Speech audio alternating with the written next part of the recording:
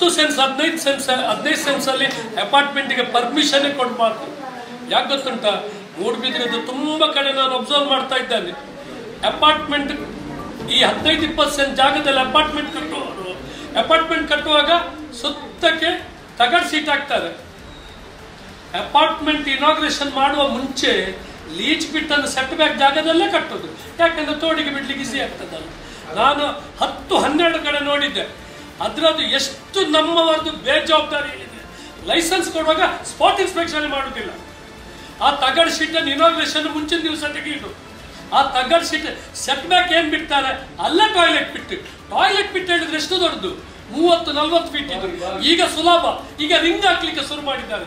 ಮೊದಲು ಕಟ್ಟು ಬರ್ಬೇಕಿತ್ತು, ಈಗ ಆಲ್ಮೋಸ್ಟ್ ಎಲ್ಲದಕ್ಕೆ ರಿಂಗ್ ಸಿಸ್ಟಮ್. ಆ ಸೆಟ್ ಬ್ಯಾಕ್ ಅಲ್ಲೇ ಕಟ್ಟುದು. ಅಲ್ಲಿಂದ ಒಂದು ಪೈಪ್ ಅನ್ನು ಇದಕ್ಕೆ ಗೇಟ್ ವಾಲ್ ಬಂದು ರಾತ್ರಿ ಆಗುವ ಗೇಟ್ ವಾಲ್ ಓಪನ್ ಮಾಡೋದು.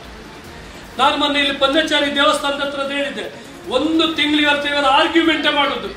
ಮತ್ತೆ ಒಂದು ದಿವಸ ಹೋಗಿ ತೋರಿಸುವಾಗ ಲೀಚ್ ಬಿಡ್ಲಿಕ್ಕೆ 6 ಇಂಚಿದು ಪೈಪ್ ಲೈನ್ ಮಾಡಿಟ್ಟಿದ್ದಾರೆ.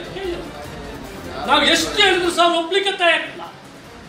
ಯಾಕಂದ್ರೆ ನಮ್ಮ ವರ್ಷ ಕೆಲವರಲ್ಲಿ ಬಾಡಿಗೆದಾರರಾಗಿದ್ದಾರೆ.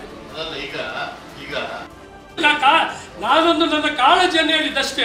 ಮತ್ತೆ ಯಾವುದೇ ಲೀಚ್ ಬಿಟ್ಟು 8 ವರ್ಷಕ್ಕಿಂತ ಜಾಸ್ತಿ ಬಾಳ್ತಾರ ಬರುದಿಲ್ಲ. ಹಳೆ ಫ್ಲಾಟ್ ಅಲ್ಲಿ ಎಲ್ಲ ಶುರುವಾಗಿದೆ ಹೊರಗೆ ಬರ್ಲಿಕ್ಕೆ. ಅದನ್ನೊಂದು ನಿರ್ಣಯ ಮಾಡಿ 10 ಸೆನ್ಸ್ 15 ಸೆನ್ಸ್